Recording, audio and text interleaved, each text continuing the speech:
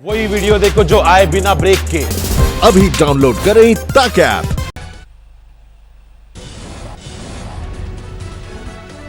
जम्मू कश्मीर में सुरक्षा बलों का आज फिर मिली बड़ी कामयाबी। मुठभेड़ के दौरान अनंतनाग में 2 आतंकवादी ढेर। खुफिया सूचना के बाद सुरक्षा बल ने इलाके को घेरा। देर तक आतंकवादियों और सेना के बीच होती रही फायरिंग।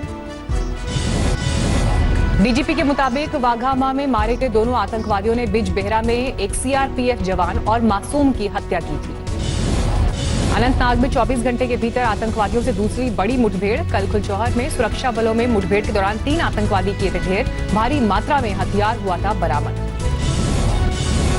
कश्मीर आईजी का दावा, इसी महीने अब तक 48 आतंकवादी ढेर। इस साल मारे गए कुल 118 आतंकवादी।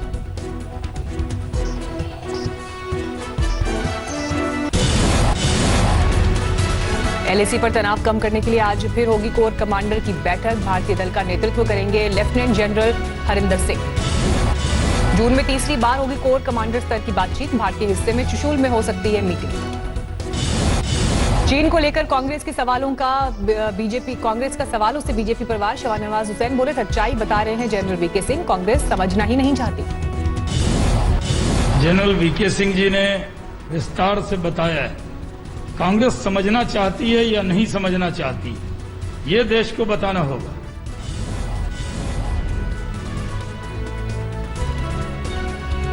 गलवान घाटी में भारी संख्या में तैनात हैं चीनी सैनिक। इंडिया टुडे के रिव्यू में खुलासा, 25 जून को ली गई सैटेलाइट तस्वीरें।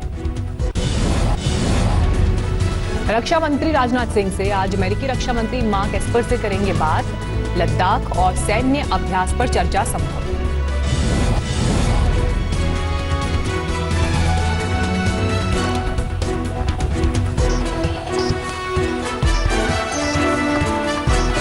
भारत कर चुका है साफ, चीन से विवाद द्विपक्षीय मसला। अमेरिकी दखल मंजूर नहीं। मार्क एस्पर से सैन्य अभ्यास पर होगी खास वार्ता। कोरोना संकट की वजह से रोक दिया गया था सैन्य अभ्यास। बीती रात मुंबई के ताज होटल समेत 2 होटल को पाकिस्तान से आया धमकी भरा कॉल। बांद्रा के ताज एंड होटल को बम से उड़ाने की धमकी। मुंबई के होटल कुलाबा में भी आया धमकी भरा फोन। होटल में बम धमाकों की धमकी। जम्मू कश्मीर के नौगाम सेक्टर में पाकिस्तान ने किया सीज फायर उल्लंघन। सेना की तरफ से जवाबी फायरिंग। चीन के साथ तनाव के बीच केंद्र सरकार का बड़ा फैसला, 59 चाइनीज ऐप पर देश भर में बैन। टिकटॉक, लाइकी, वीगो जैसे पॉपुलर चाइनीज ऐप आए पाबंदी की जद में। सरकार ने इंफॉर्मेशन टेक्नोलॉजी एक्ट के सेक्शन 69A के तहत चीनी ऐप्स को किया ban. CamScanner, UC browser, Beauty Plus जैसे चाइनीज ऐप भी ban. SHAREit, Clean Master भी भारत में नहीं चलेंगे।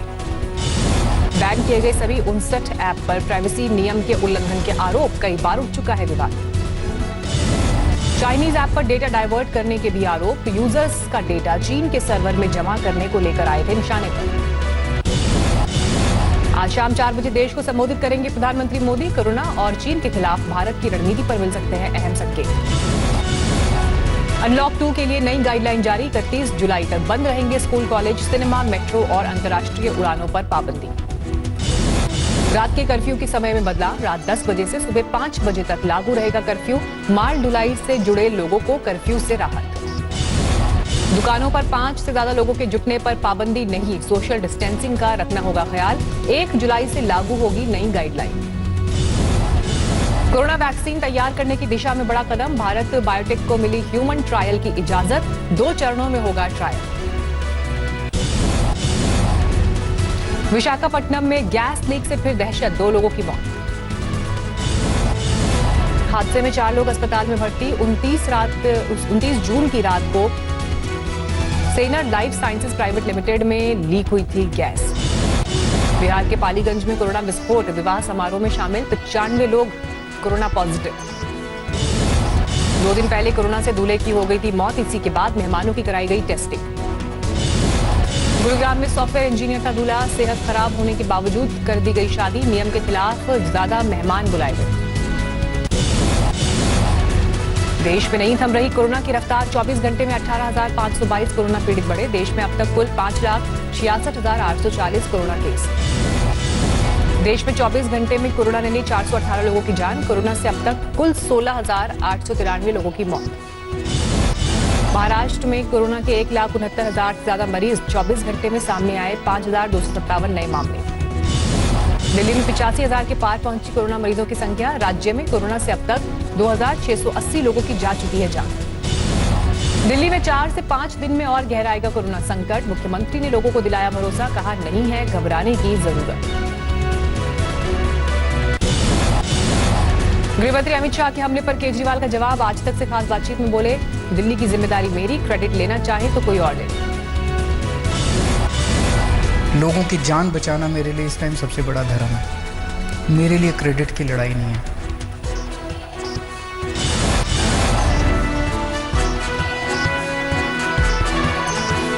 कोरोना की चपेट में आने वाली आम आदमी पार्टी की विधायक आतिशी की सेहत में सुधार। पूरी तरह स्वस्थ होने के बाद प्लाज्मा दान करने की तैयारी। महाराष्ट्र में 31 जुलाई तक बढ़ा लॉकडाउन। कोरोना के बढ़ते मामलों के बीच उद्धव सरकार का बड़ा फैसला। मुंबई में घर से बाहर निकलते ही मास्क पहनना हुआ जरूरी। बीएमसी ने जारी किया गाइडलाइन, गाड़ी में भी जरूरी होगा मास्क।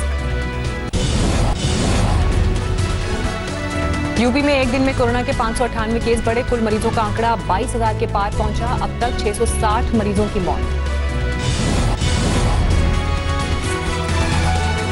गाजियाबाद में तेजी से बढ़ रहा है संक्रमण। 24 घंटे में 70 नए केस बढ़े। मरीजों की संख्या 1,463 पहुंची।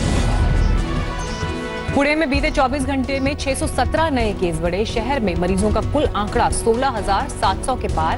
अब तक 618 मरीजों की मौत। तमिलनाडु में एक दिन में 3,940 नए मरीज बढ़े। कुल आंकड़ा 82,000 के पार। अब तक 1,079 मरीजों की मौत।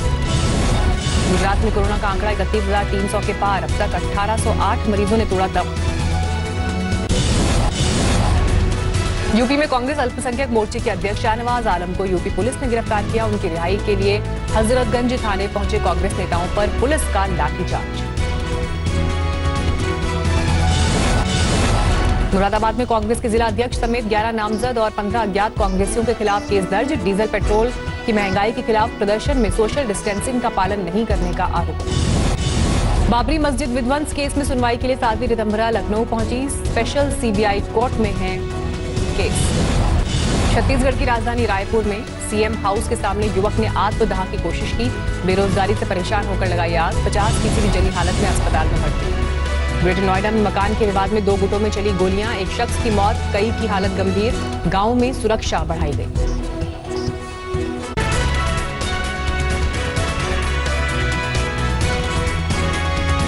नमस्कार, मैं हूं अंजना ओम कश्यप। हमें उम्मीद है ये वीडियो आपको पसंद आया होगा।